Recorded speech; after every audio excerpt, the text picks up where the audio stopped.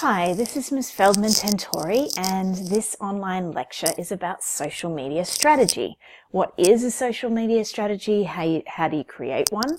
And for the business students, I am sure you want to know what needs to be in your assignment. So I'm sure that all of you use social media pretty much every day, and what perspective we're taking in this module is how should business use social media? I have been teaching social media for around 10 years now through my business Zesty.com, as well as at the Hague University of Applied Sciences. And in the last 10 years, not a lot has changed in terms of the tools.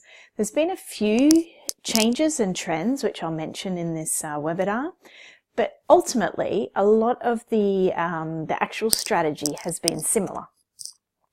In that there are 5 main tools that most businesses will use, but it will depend on your actual business, and the knowledge that you have of your business from the first case study and the personas is going to help you. Facebook has been and stays one of the biggest social media tools. So whether you use Facebook or not will depend on your company and your target market. And I recommend that you do a bit of research about the demographics of Facebook and whether it fits with your company's profile. You can, of course, have a free page or group on Facebook, or you can do paid advertising. But for a majority of companies, I would recommend that they at least consider using it, even if it's just to set up their page there, because it is where the bulk of people are. Now, for some age groups, I would say university students as well, I've noticed in the last couple of years there's been a shift away from using Facebook. For example, in this Ebusiness course, say 2 years ago and last year, there was a lot more engagement and interaction in the Facebook group.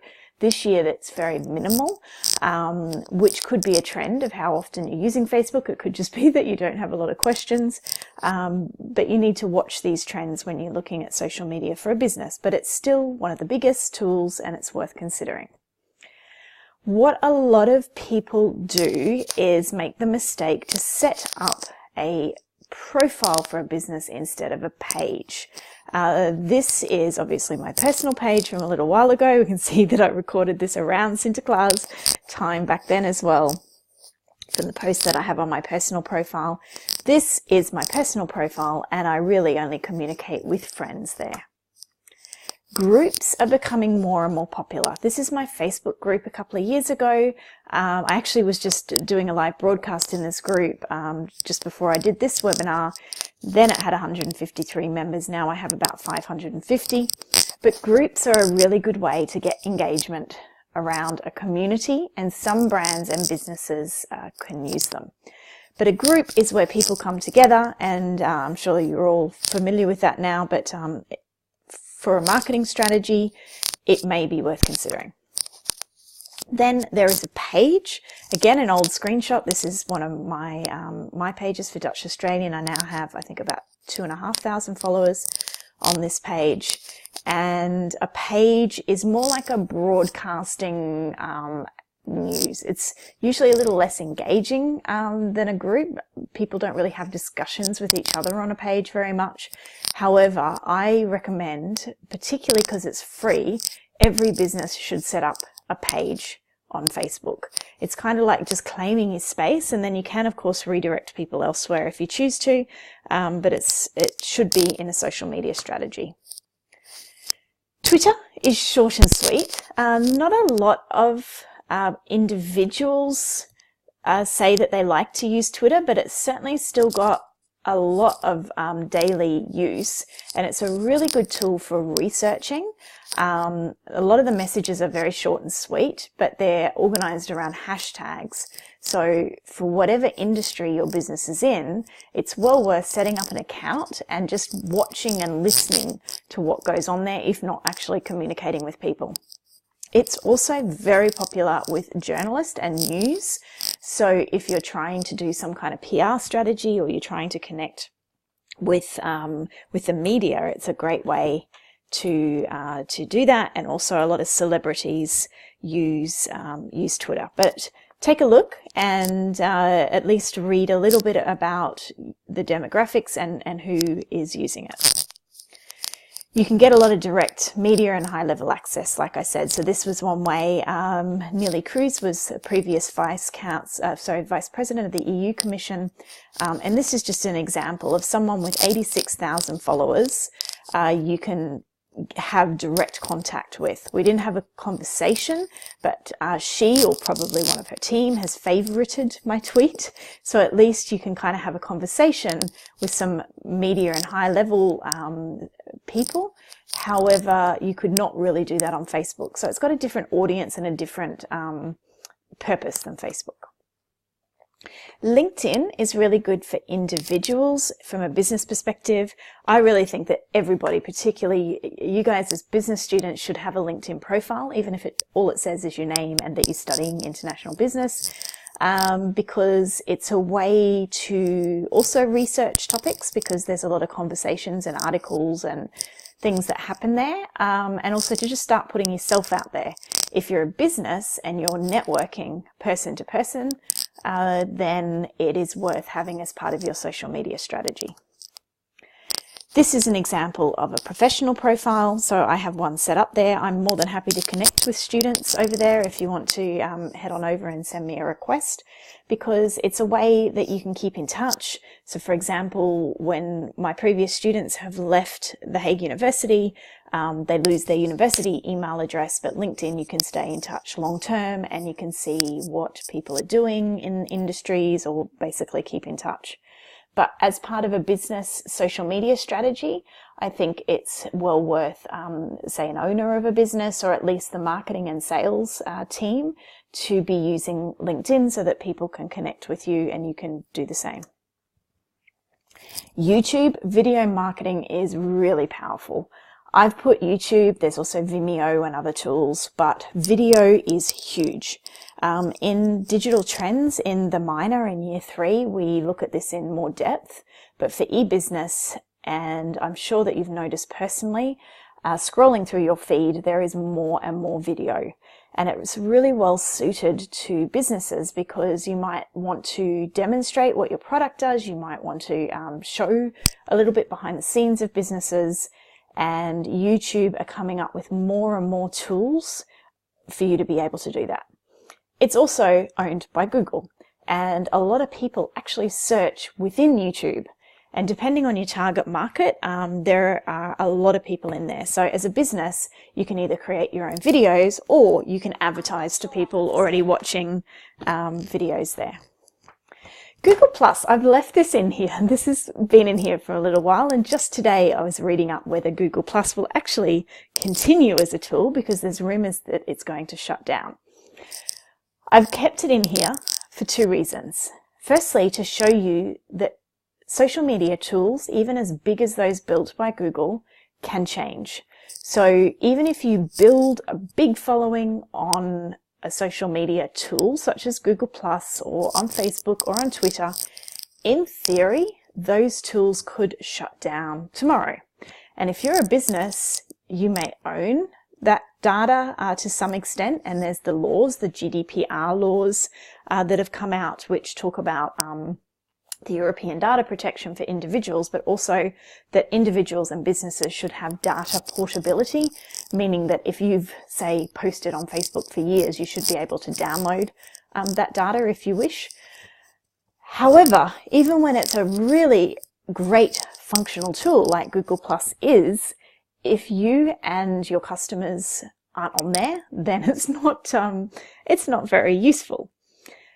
In the past, and certainly if Google Plus does continue, maybe it'll just adapt a little bit, even if your customers aren't using it on a daily basis, like they might use Facebook, it's worth looking into having a profile, because it gives you a lot of other benefits, such as if you're a local business, Google Maps, the YouTube's account, all of the Google services are all connected. So by spending maybe 15 minutes, half an hour, setting up a profile on Google Plus, even if you're not planning on interacting with it regularly, you may end up kind of putting out a fishing net for customers there that may still find you. They used to have Hangouts. Again, I've left this in here as an example, that different tools change. You may or may not want to use them for your business, but you should be aware of what the trends are, what tools are out there, and whether they are suitable for your business, whether they match your business goals, and whether you should be using them. So that was the first 5. The order of priority depends on your business. So that is what a social media strategy is, choosing which tools you should be using, looking at what resources you have to actually run those social media tools, because a lot of businesses get all excited and jump in to all these tools and then they can't manage them. But you need to make those decisions. These next 5 I've put in here, they're not in any real particular order of priority, but they're part of a social media strategy that some people may forget. So for example, I've put Mad Mimi, which is just one tool that I used to prefer. I've not used that for a little while because there's also MailChimp. There's a few other email marketing software. Email marketing is an interesting one because a lot of us don't open email newsletters, but you'll hear in digital marketing, a lot of experts will be talking about building your list, and all businesses should consider this. So for example, if you go for a haircut somewhere, if they ask your permission, because you need to ask permission to put someone on an email list, perhaps you could email customers automatically after, I don't know, 6 weeks, 2 months, 3 months, and say, hey, you had a haircut with us recently, here's a discount voucher to do it again. You can also give special offers and keep people up to date. Survey Monkey, so that you can survey your customers. Some people don't think of this as part of a social media strategy, but I do, because it's a two-way conversation with your customers. It's using digital tools and a strategy to ask customers what they think and gather some really important information to make business decisions on. Hootsuite is an example of a social media dashboard.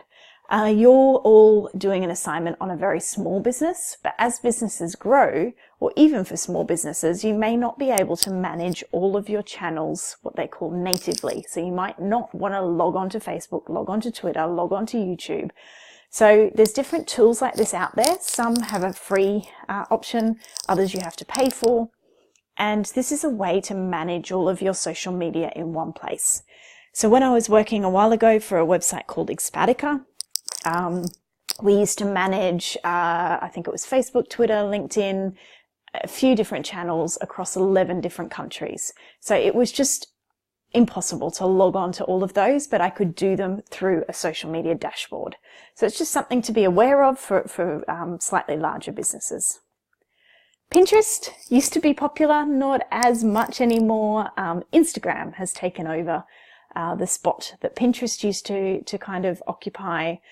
Again, keep on top of the trends and think about what's relevant for your customers and your business. And WordPress, I've left this for lucky last, but it is the most important.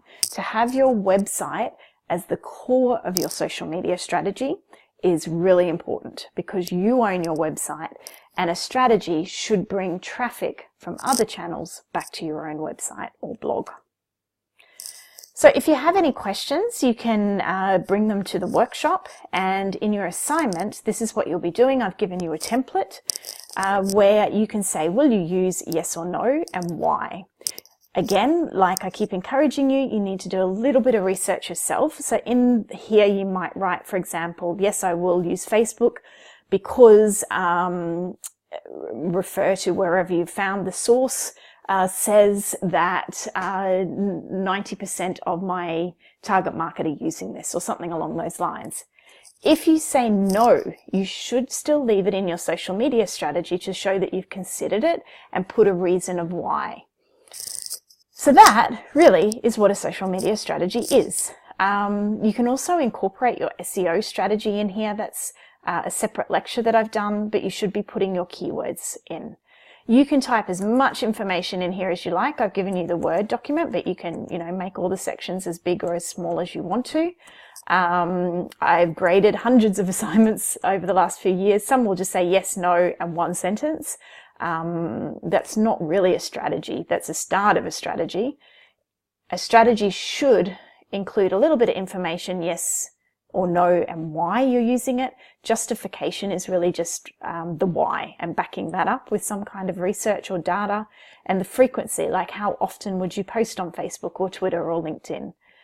So that is how you create a social media strategy. So I wish you all the best with it for your business and applying it to your business. You can use the information that you found in your first assignment and what the real business does. But in the second assignment, as you've seen in the templates up here, you need to make some changes. Unless you have permission to work on the original business, you'll be making a new kind of fake business that's similar to the original business.